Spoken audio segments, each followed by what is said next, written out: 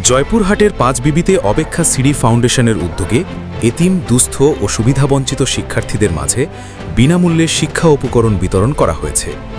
শিক্ষার মানোন্নয়ন এবং পড়াশোনায় কোনো বাধা না থাকে, এই লক্ষ্যেই এ আয়োজন। জয়পুরহাট থেকে সবুজ তথ্যচিত্রে দেখুন বিস্তারিত।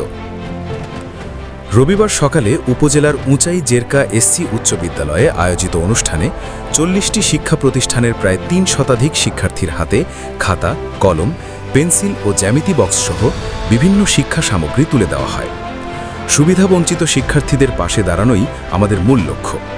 এই কার্যক্রম ধারাবাহিকভাবে চালু থাকবে।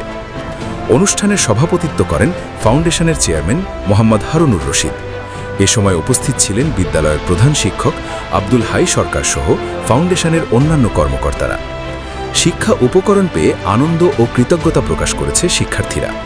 তারা আশা প্রকাশ করে বলেছে, এমন সহায়তা অব্যাহত থাকলে তাদের পড়াশোনার পথ আরও সহজ হবে।